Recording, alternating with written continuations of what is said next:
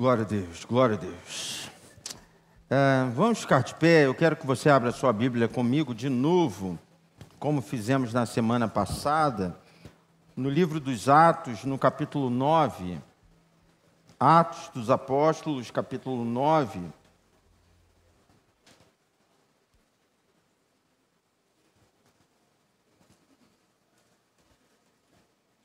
Atos, capítulo 9. Quero ler com você o versículo 1 em diante.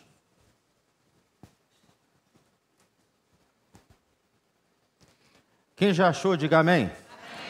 Diz assim: pediu-lhe cartas para Damasco, para as sinagogas, a fim de que se encontrasse alguns deste caminho. Atos 9?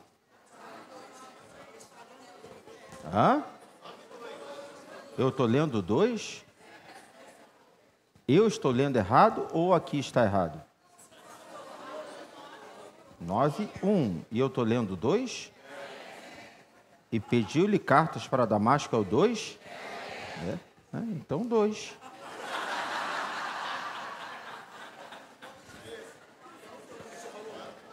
Eu falei 1?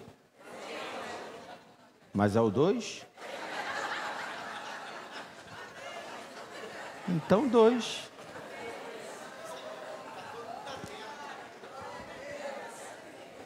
Vocês tinham entendido antes? Eu sei, mas quando eu comecei a ler, vocês acharam onde eu estava? Então por que me atrapalharam? Jesus! 2. E pediu-lhe cartas para Damasco, para as sinagogas, a fim de que se encontrasse alguns deste caminho, quer homens, quer mulheres, e os conduzisse presos a Jerusalém. E indo no caminho, aconteceu que, chegando perto de Damasco, subitamente o cercou um resplendor de luz do céu. E caindo em terra, ouviu uma voz que lhe dizia: Saulo, Saulo, por que me persegues? E ele disse: Quem és, Senhor? E disse o Senhor: Eu sou Jesus, a quem tu persegues. Duro é para ti recalcitrar contra os aguilhões. E ele, temendo e atônito, disse: Senhor, que queres que eu faça? E disse-lhe o Senhor: Levanta-te, entra na cidade, e lá te será dito o que te convém fazer. E os homens que iam com ele pararam espantados, ouvindo a voz, mas não vendo ninguém. Saulo levantou-se da terra e, abrindo os olhos, não via a ninguém. E, guiando-o pela mão, o conduziram a Damasco. E eis 3 dias sem ver, não comeu e nem bebeu. Só até aí você pode se assentar. Glória a Deus. Bem, na semana passada nós começamos a ministrar, começamos a meditar um pouco sobre a vida de Saulo. Falei na semana passada que Saulo, judeu da tribo de Benjamim, circuncidado no 8º dia, também tinha a cidadania romana.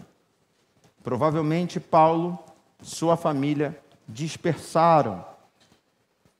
Provavelmente por algum motivo em relação à opressão de Roma, a família de Paulo, a família de Saulo sai de Israel e vai para Tarso, na Cilícia.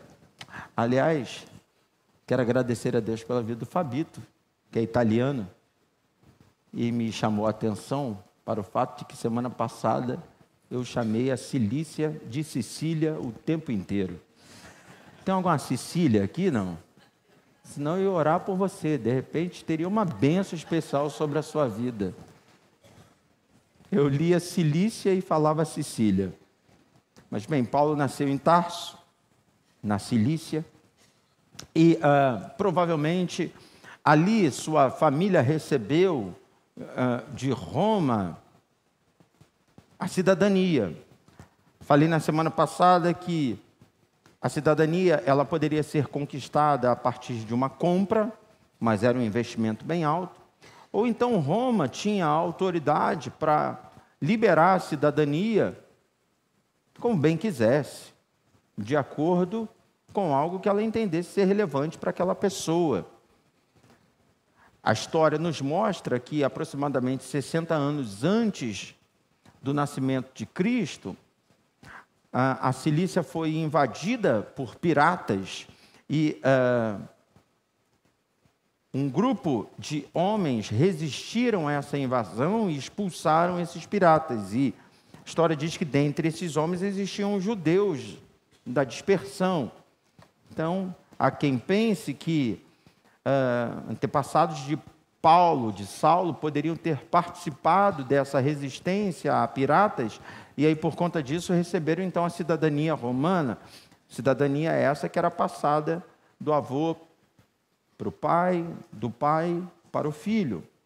Bem, a gente não pode afirmar. O fato é, ele nasceu em Tarso, era judeu, mas ele também era cidadão romano. E também teve acesso à cultura, teve acesso a grandes ensinamentos desde pequeno, né? A Bíblia nos mostra a facilidade da entrada de Saulo no meio dos gentios.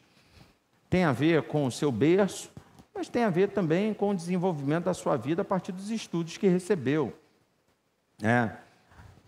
Tarso, aquela região toda da Cilícia, era uma região também que carregava muita cultura, tinha uma faculdade grega ali, era um centro cultural grego.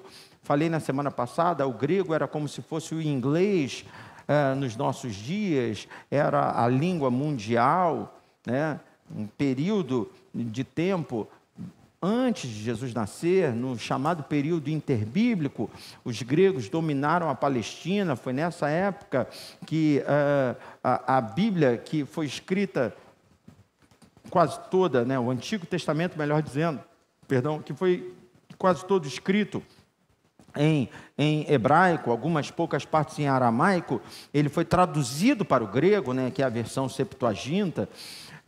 72 homens se reuniram, e por isso carrega esse nome de Septuaginta, para traduzir a Bíblia para o grego. Então, é claro, na história de Saulo, e depois mais conhecido também como Paulo, que ele carregava também muita cultura, ele tinha essa entrada no meio dos gentios, a cidadania ajudava, o fato de ter nascido em Tarso ajudava, mas também a sua fluência em outras línguas ajudava. Aí a gente falou na semana passada que Saulo ele aparece no contexto bíblico no momento em que Estevão é apedrejado. Estevão era um diácono da igreja primitiva. Ele se levanta para pregar a palavra e enfurece assim os religiosos, os fariseus, os saduceus. Eles se levantam contra Estevão, levam Estevão à morte nesse apedrejamento, e a palavra de Deus diz que as roupas de Estevão são lançadas aos pés de Saulo. Finalzinho do capítulo 7, quando você vira a página, chega no capítulo 8, o texto bíblico nos mostra que Saulo, ele consentia com aquela morte terrível de Estevão, e o texto também nos mostra que naquele momento a igreja primitiva estava sendo perseguida de maneira feroz. Até que a gente chega no capítulo 9, quando Saulo, indo para Damasco, e de vez em quando eu vou falar Saulo, Paulo, a gente o conhece mais como Paulo, e aí a gente já precisa, eu acho que eu falei semana passada, mas desconstruir a ideia de que Deus mudou o nome de Saulo para Paulo. Não, Deus não mudou o nome. Saulo também era chamado de Paulo. Saulo também era conhecido como Paulo. E aí isso nos leva ao entendimento de que era uma questão mesmo de nação, de povo, era mais ou menos como João e John. É o mesmo nome, mas que é chamado de maneira diferente, dependendo de quem chama.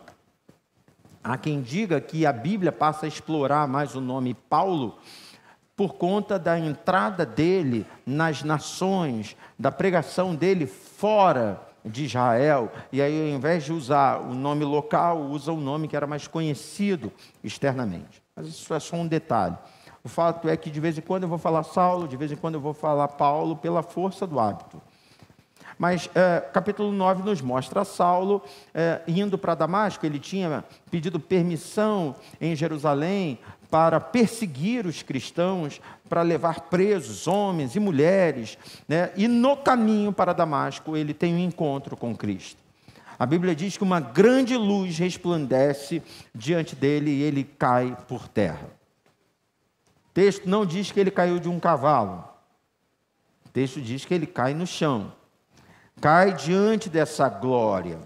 E aí nós falamos na semana passada que a primeira coisa que Jesus pergunta para Saulo é: por que me persegues? Jesus deixa claro que a perseguição de Paulo, de Saulo, não era aos cristãos. A luta de Saulo não era contra a igreja primitiva. A perseguição, a luta era contra Deus, contra o Senhor Jesus. Deus nos deu uma palavra rema. Deus trouxe uma revelação ao nosso espírito. Precisamos entender que aqueles que se levantam contra nós, na verdade, estão se levantando contra o nosso Deus.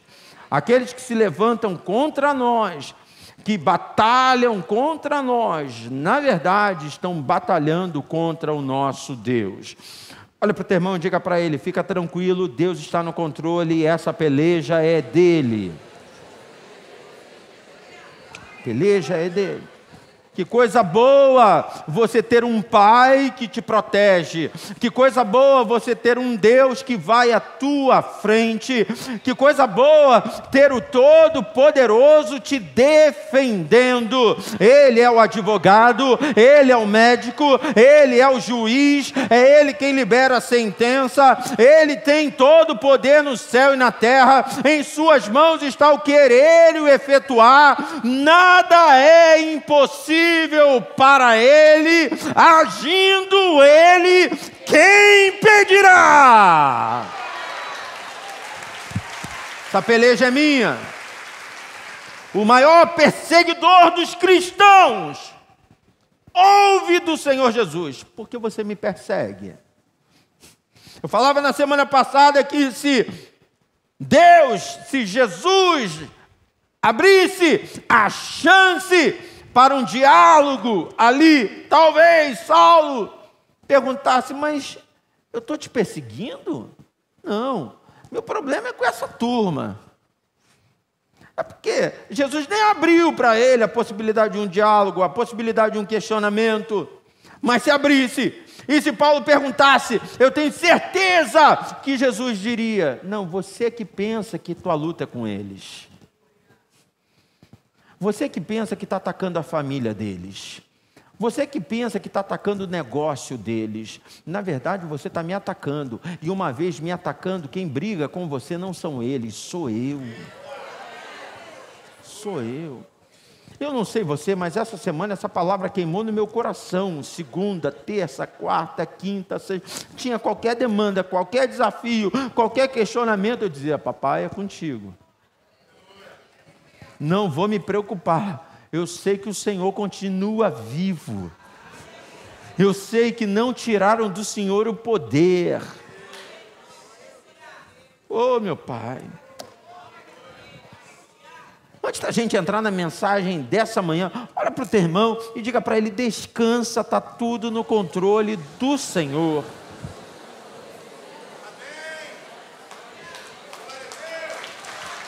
Aleluia.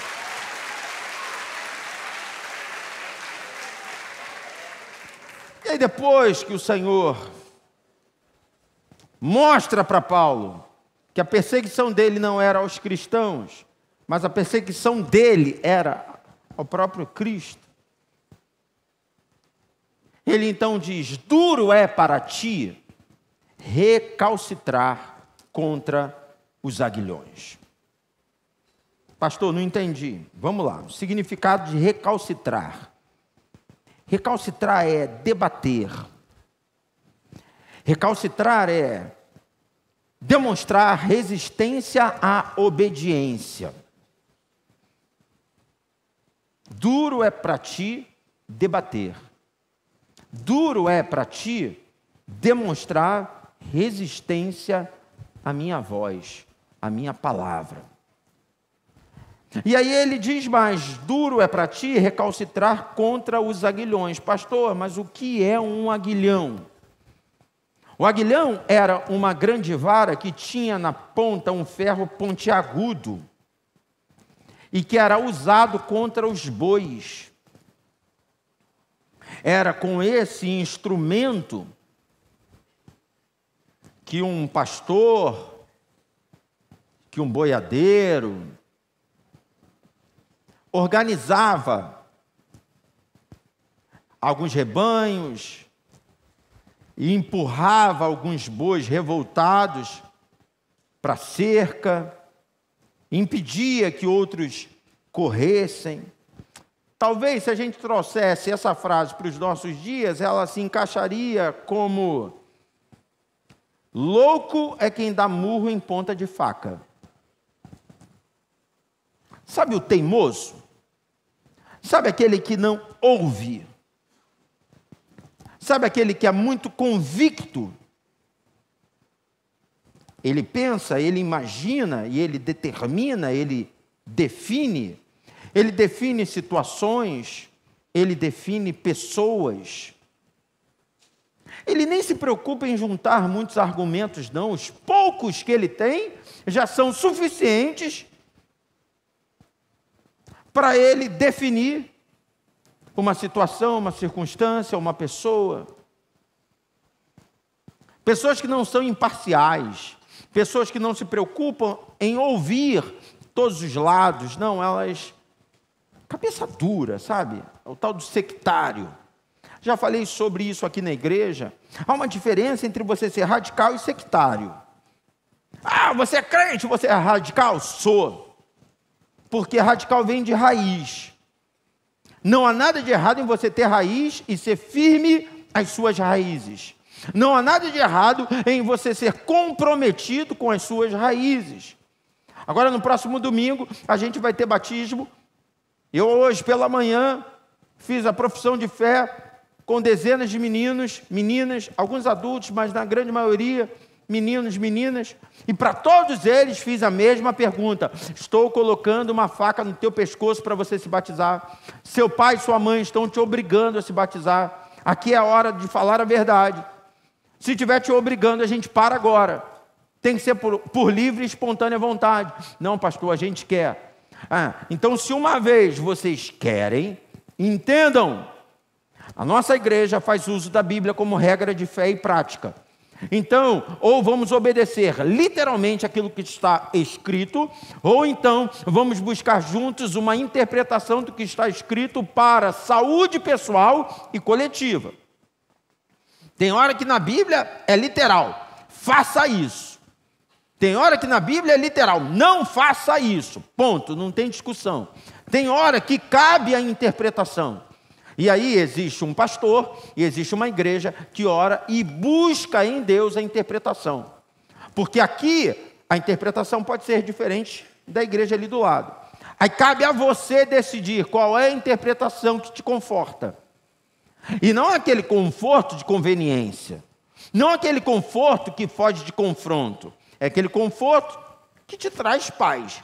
Porque se for o conforto que te tira o confronto, está errado também, porque a Bíblia também é confronto. Se você está procurando um lugar onde vão massagear o teu ego, você está caminhando debaixo de erro. Mas eu entendo.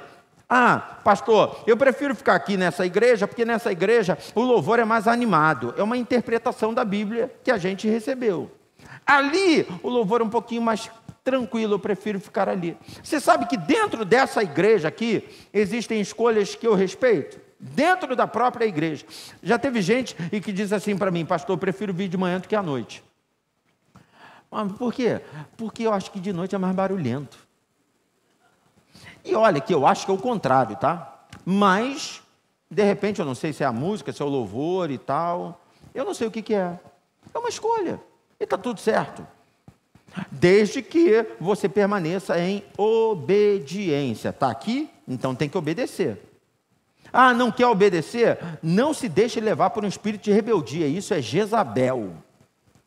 Está aqui, não está concordando? Me procura e pede e vai para outro lugar. Sem problema algum. porque duro é para ti recalcitrar contra aguilhão. Está entendendo o texto? O texto diz sobre pessoas que não entendem essa diferença entre radicalismo e sectarismo. O radical, ele tem raiz, ele recebeu uma palavra e ele obedece a essa palavra. O sectário é aquele que não ouve ninguém. Ele é avesso ao debate. Se alguém chega para dar uma opinião, ele já corta. Se alguém chega para falar alguma coisa diferente, uma perspectiva diferente, ele já elimina.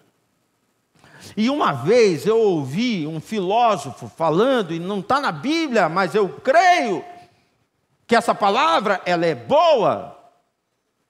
E ele dizia que a falta de debate, e aí eu vou usar a palavra dele, que é uma palavra meio pesada, acelera o processo de emburrecimento. Às vezes eu dou uma adaptada, né? E eu digo que a falta de debate acelera o processo de ignorância. Parece que fica um pouquinho melhor, né? Mas ele não, ele disse processo de emburrecimento. Em outras palavras, ele está dizendo, tem gente burra porque não ouve pessoas. Pesado, né? Mas quando você coloca na prática, quando você começa a observar a sua volta, será que você não conhece um profissional que entra ano e sai ano e continua a mesma coisa?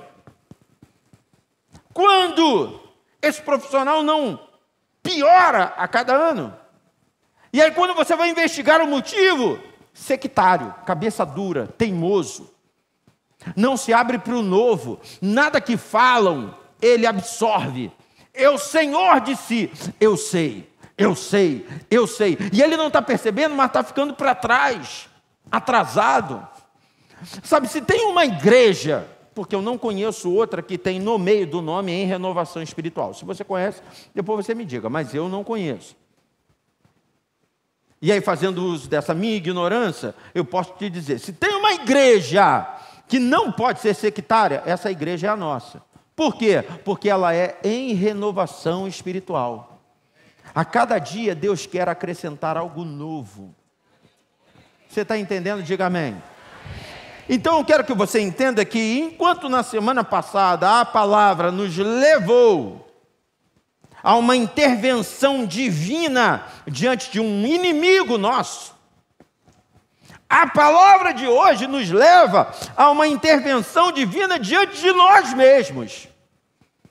A palavra da semana passada tratava de alguém que nos perseguia e que descobriu que na verdade não nos persegue, persegue a Deus. A palavra de hoje trata de alguém, cabeça dura, que não quer deixar Deus fluir através da sua vida. Olha para o teu irmão e diga para ele assim, lamento te informar, mas o cabeça dura é você. Não, eu não, só de dizer eu não, você já está demonstrando que é teimoso. Só de bater no peito e falar, eu não, que você não, rapaz. Deixa eu fazer uma pergunta, quantos aqui tem algo a aprender ainda, digam amém.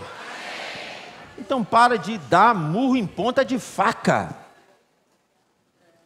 Tem gente que eu vou falar uma coisa, você quer ajudar, você quer ministrar, você quer potencializar, mas o cara não ajuda. Tem que ter muita paciência. Muita paciência. Eu sempre dou exemplo na área da música, né? Quero aprender a tocar. Parece que ele chega num beco sem saída, sabe? Que ele vai tentando sozinho. Aí chega numa hora que ele diz, não, realmente eu vou ter que me render a um professor.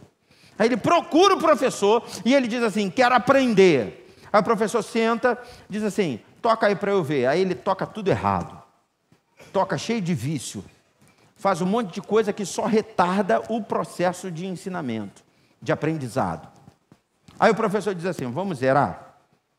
Porque eu acho que se tem muito vício, a gente vai ter que começar. Não, eu já sei. Não, cara, você não sabe. Eu já sei. Mas sabe o que ele faz? Ele sai do professor, vai para o outro e diz, não sabia ensinar. Não sabia. Chegou lá e disse que eu não sei nada, eu já sei tocar. Não sabe. Você está tocando tudo errado. Eu me lembro que quando eu era garoto, né, eu comecei a tocar, porque necessidade, né, na falta, vamos tocar. Mas eu ainda novo entendi a necessidade também de ter um professor. E aí eu ia lá para Irajá, para estudar com o professor do Projeto Vida Nova de Irajá, o Christian. Eu me lembro como se fosse hoje, da primeira aula. Ele sentou e ele disse assim, toca aí para eu ver. Eu toquei ele tudo errado. Eu olhei para a cara dele, falei, você não... Aí ele disse assim, você não sabe nem pegar na baqueta. Aí ele foi e me ensinou a pegar, porque você tem que fazer o uso. Para aumentar a tua velocidade, você tem que fazer o uso dos dedos e do pulso. É uma junção de coisas. Mas para você fazer o uso correto do pulso e dos dedos, você tem que saber pegar a baqueta. Porque dependendo do jeito que você pega, você não consegue extrair a velocidade maior que você pode dar aquele ritmo. E até você desconstruir o que você sabe para construir o certo, dá raiva. Que tu fica, faz de novo, Aí a outra coisa que ele fez, essa me matou. Ele diz assim, compra uma borrachinha e vai treinar. Falei, tá aí a bateria. Esquece a bateria. Como assim esquece a bateria? Ih, rapaz, isso aí é só para daqui a 2 meses. Falei, não, mas eu quero tocar. Não, você vai tocar, mas você precisa respeitar esse processo aqui. Aí tinha um negócio chamado rudimento, sabe? Que é tipo uma pautazinha musical para baterista, que vai marcando direita e esquerda, mão e pé, direita e esquerda, o tempo inteiro. E aí você vai fazendo chato, solta um clique e fica pá, pu, pu, pu, pá, pu. Fica direita, não tem um ritmo, tá? Não tem música. Tá. Quanto tempo isso? 1 hora por dia. Aí passa a semana, consegui fazer, beleza, agora nós vamos variar, direita, esquerda, direita. Falei, não, eu quero ir tocar. Não, cara, você precisa desenvolver coordenação motora. Sabe, tem pessoas que entram no seminário, né, pastora? Primeiro ano. Está errado. O quê? O senhor falou aí. Umas intervenções, sabe? Eu vou falar um negócio para você. Deus nos deu 2 orelhas e 1 boca. É matemático. Se Ele te deu 2 orelhas, é para tu ouvir mais. 1 boca é para tu falar menos. Isso é sabedoria. Porque às vezes as intervenções não têm nada a ver. Aí dá vontade, sabe? Porque a gente se segura. Porque a pastora Kátia, né?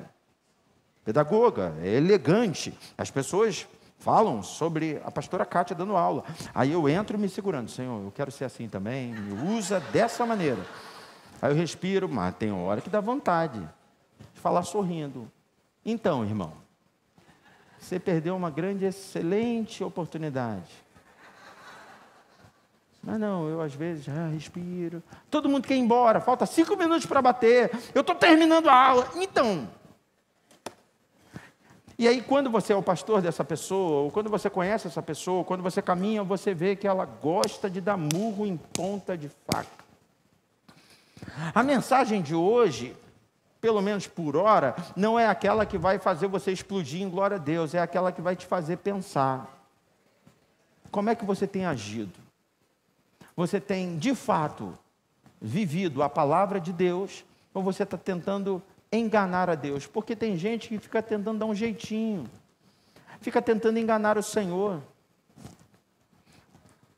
Eu convidei você para vir quinta-feira, porque acredito de verdade que algumas coisas serão liberadas, algumas instruções serão liberadas sobre nós aqui, a partir do pastor Marcos e do pastor Ricardo, da Sociedade Bíblica. Mas estava almoçando com eles, e aí, como eu disse, a gente levantou tarde já do almoço, e aí ele estava me falando sobre o livro dos Salmos, e sobretudo sobre o texto que Davi diz, sonda-me, Senhor. E aí ele estava explicando sobre a aplicação desse termo no meio hebraico. Nunca tinha ouvido falar nisso. Porque, por exemplo, se a gente pegar a palavra sonda e trazer ela para o português, tem a sonda que o enfermeiro usa, né? Tem a sonda do astronauta, né? Então você tem que entender de que sonda se trata. Quando o texto diz sonda-me, está falando de esquadrinhamento, de discernimento do nosso interior. Só que para os judeus, essa palavra também se aplica quando você vira uma pedra do jardim. Porque eu não sei, e ele falava sobre isso, e essa memória veio muito clara na minha mente. Eu não sei se você já pintou pedra de jardim. Mas, normalmente, quando você tem aquelas pedras decorativas que você pinta a parte que a gente vê. Quando, no meio judeu, fala sobre a sonda, fala sobre a virada dessa pedra. A parte de cima está branquinha, mas quando você vira ela não está pintada, ela está toda suja de terra. Quando Davi está dizendo assim, sonda-me, ó Deus, ele está dizendo assim, vê o que ninguém vê, vê o que é sujo, vê o que não é enfeitado, vê o que não é pintado. Eu fiquei sentado na frente dele, olhando para ele, eu falei, podia só ter me avisado para eu trazer um caderno. E de vez em quando você parar para ouvir, e sabe, não é uma fonte única, porque tem gente que inclusive dá murro em ponta de faca quando estabelece uma única fonte. Se Deus falar através do pastor hoje, vai acontecer. Aí Deus usa o irmãozinho que está sentado do seu lado, mas você fica dando murro em ponta de faca. Usa o pastor. Se o pastor descer e vier aqui, aí de repente chegou aqui e viu que a escada ela foi meio que maquiada por conta do DVD, ferrou, não vai descer, não tem nem escada para ele descer, já era, Deus não vai falar comigo. Você acha que Deus realmente precisa de mim para falar com você? Deus usa quem Ele quer, na hora que Ele quer, o importante é você estar com o coração aberto para ouvir, para receber. É por isso que a Bíblia fala isso, pronto no ouvir, tardio no falar. Senhor, fala o meu espírito. Ele fala através de uma criança, ele fala através da natureza. A Bíblia diz que os céus declaram a glória de Deus, o firmamento anuncia a obra das suas mãos. Ele fala através dos louvores, ele fala no culto da manhã, mas fala também no culto da noite, se você não sabe. Ele fala lá no culto da rua também, ele fala na EBD, ele fala através de pastor, mas fala através de diácono, fala através de introdutor, porque Deus é quem faz. Ele usa o homem, mas quem faz é o Senhor. O homem não tem poder para resolver, quem resolve é o Senhor. Deus, o Deus de Saulo, Ele está iluminando o teu caminho, Ele está fazendo acender diante de você hoje sua glória e dizendo para você, duro é para ti recalcitrar contra aguilhões, duro é para ti perda de tempo, dá murro em ponta de faca, deixa de ser teimoso e passa a ouvir o que eu te falo. Oh meu Deus, se hoje ouvirdes a voz do Senhor, não endureçais o vosso coração. Tem gente que é teimoso no ativismo. Como assim, pastor? O cara é teimoso porque ele quer fazer. Para! Preguei sobre isso hoje à noite, também vou falar um pouco sobre isso. Tem muita gente que acha que a promessa do derramar do Espírito Santo está no ativismo, quando na verdade não está. Ficai. Quer receber? Fica. E presta atenção, para a gente, né? Empreendedor, para a gente, desbravador, para a gente, crente, ficar é um balde de água fria. O que tem para fazer? Nada. Nada? Nada. Mas o teimoso, ele não quer saber disso. Teimoso, ele acha que o banco é insuportável. Teimoso não consegue entender o tempo da espera. Não consegue. E aí ele dá murro em ponta de faca. Ele faz aquilo que Deus não está mandando ele fazer. Ele vai aonde Deus não está mandando ele ir. E se você for sem Deus, você quebra a tua cara. Você se machuca e ainda machuca os outros. Sabe, às vezes a gente vê numa pessoa potencial ministerial, mas ao mesmo tempo a gente percebe que ainda precisa de amadurecimento. Aí a gente diz, calma, espera, tu pisca, ele já foi. Já foi. Daqui a pouco, quando tu olha, consagrado a pastor. Meu Deus do céu. Passa um tempo, se arrebenta todo. Mas daqui a pouco volta. Pastor, desculpa. Falei, não é para mim que você tem que pedir perdão, não. Você tem que pedir perdão para Deus. Foi Ele que você deixou para trás. Teimoso no ativismo. Tem outros que são teimosos na procrastinação. Só empurra. Só empurra. Depois, todo mundo está falando, vamos! Ele, não sei. Faz! Não sei. Esses dias eu falei para uma irmã, volta para a faculdade. Vai estudar. Não, porque eu não sei. Sabe sim. Inteligente. Deus vai abrir teu entendimento. Vai fazer. Sabe, queridos, porque o mesmo Deus que fala para você não ir, em outros momentos vai falar para você ir. E o importante é você estar atento aos sinais. Você olhar à sua volta e perceber, opa, Deus está falando. Sabe, a Bíblia diz, seja a paz de Cristo o árbitro do vosso coração. Paz de Cristo é a aceitação, é a concordância de Cristo. O que dá paz a Jesus? Como se ele não tivesse paz. Claro que ele tem paz sempre, mas pensando numa relação de filho para pai. Sabe aquilo que você faz e que você sabe que seu pai vai se alegrar? Aquilo que você faz e você sabe que o seu pai vai concordar. Isso é a paz de Cristo. O que está na Bíblia? Quais são os princípios? Está tudo certo? Eu não estou ferindo nada. É para a glória de Deus. Então vou fazer.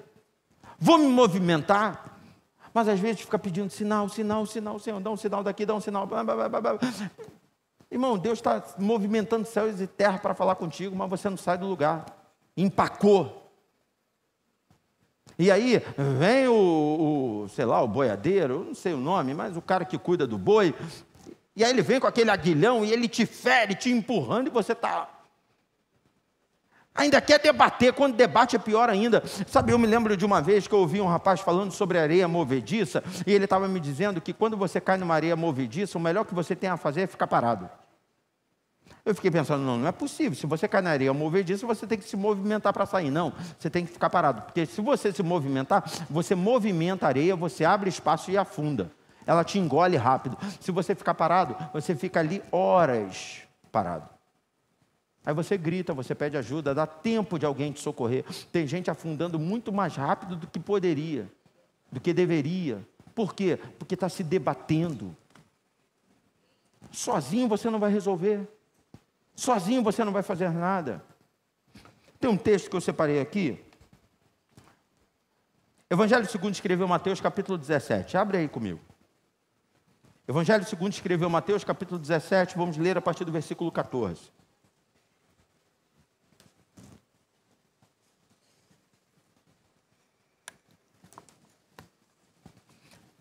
Versículo 14, capítulo 17, Mateus diz assim: e quando chegaram à multidão, aproximou-se-lhe um homem, pondo-se de joelhos diante dele e dizendo: Senhor, tem misericórdia de meu filho, que é um lunático e sofre muito. Muitas vezes cai no fogo e muitas vezes na água. E trouxe-o aos teus discípulos e não puderam curá-lo. E Jesus respondendo disse: ó geração incrédula e perversa, até quando estarei eu convosco? Até quando vós sofrereis? Trazei-mo aqui. E repreendeu Jesus o demônio que saiu dele, e desde aquela hora o menino sarou. Então os discípulos, aproximando-se de Jesus em particular, disseram: por que nós não podemos expulsá-lo?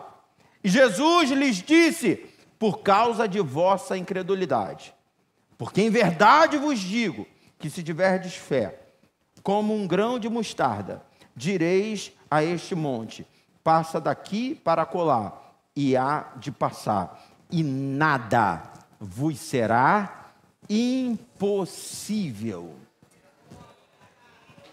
Mergulha comigo nesse texto. Você imagina, alguém te procura, te pedindo oração, existe um enfermo, existe um endemoniado, existe um problema. Alguém te procura buscando, através da tua vida, em Deus a solução. Você ora, você expulsa, você pede, nada acontece. Você sai dali e leva essa pessoa para um pastor. Esse pastor ora, e na hora o milagre acontece.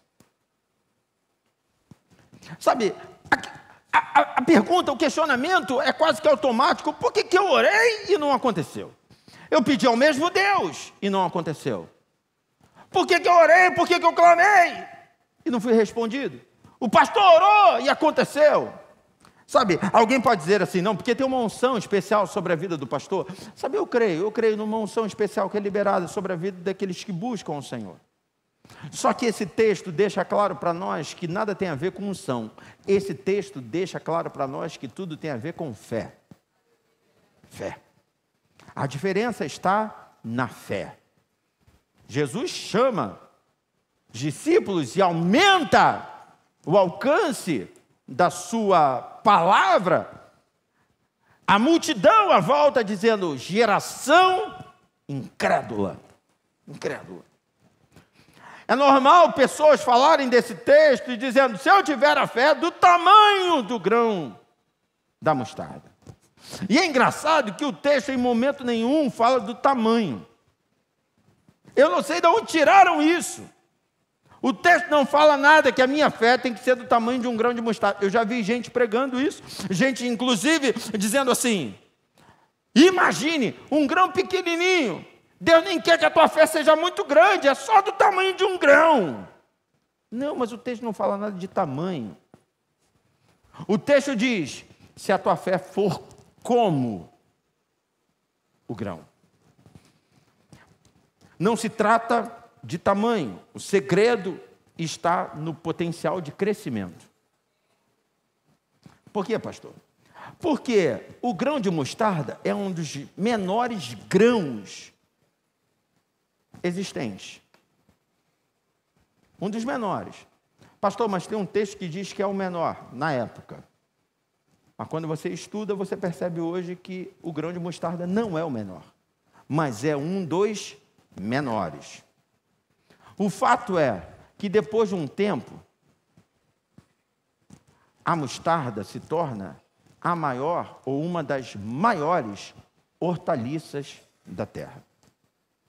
Então você pega uma das menores sementes e vê que depois de um tempo ela se torna uma das maiores hortaliças.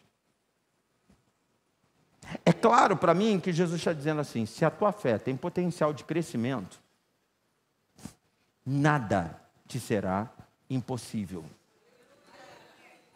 Se a tua fé ela não é estacionada, se a tua fé não é teimosa, se a tua fé não é viciada, nada te será impossível.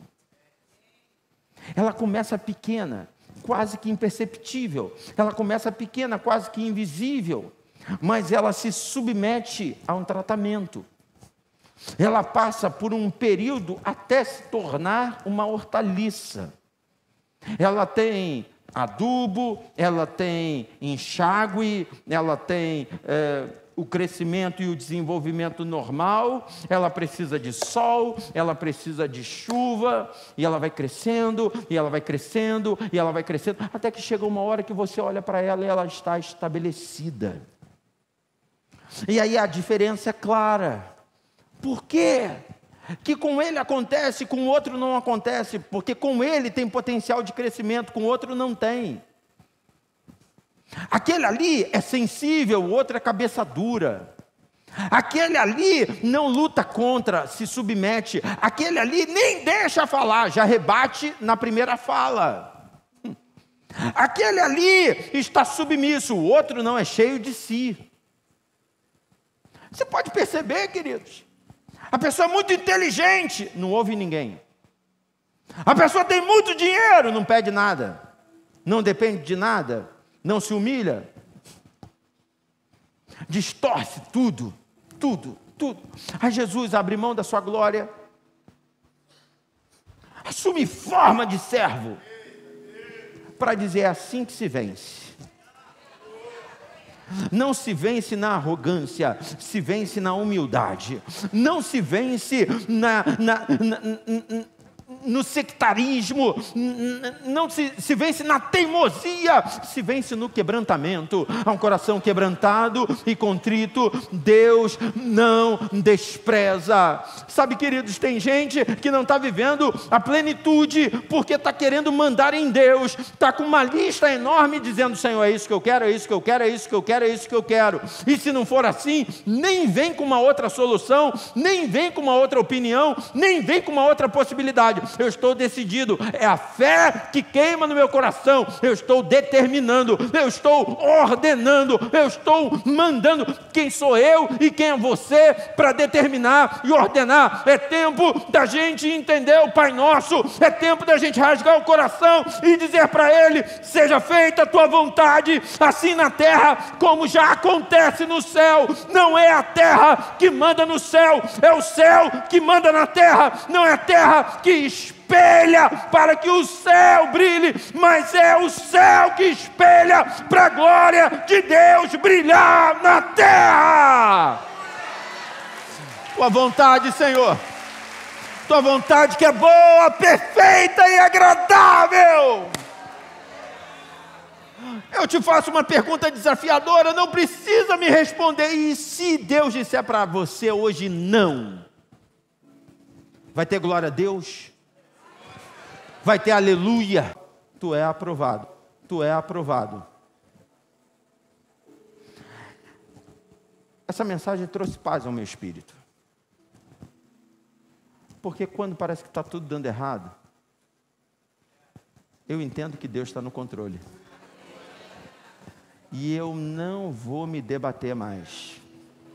Não vou. Cadê o Ricardo, pescador? Ricardo, quando tu pega um peixe, tu chama ele para dentro do barco. O normal é ele ficar se debatendo para tentar voltar para a água, né? Eu não sou pescador, não. Mas eu entendo que chega uma hora que ele sossega, né? Ele para. Porque ele não é burro. Ele já viu que não dá para voltar para a água. Ele para. Ele finge de morto. Aí tu pega ele, se fosse eu, primeira viagem total, ia pegar ele e morreu. Ia pegar ele e ia pular. Ele só ia fazer da minha pegada um elevador, para ele poder voltar para o mar. Sabe, tem gente que não entende, quer ficar se debatendo. Não vai voltar para a água. Não vai. Você não tem altura para isso, você não tem força para isso, você não tem asas, não vai voltar. Entrega. Senhor, está na tua mão. Controle, soberania. Fecha teus olhos aí.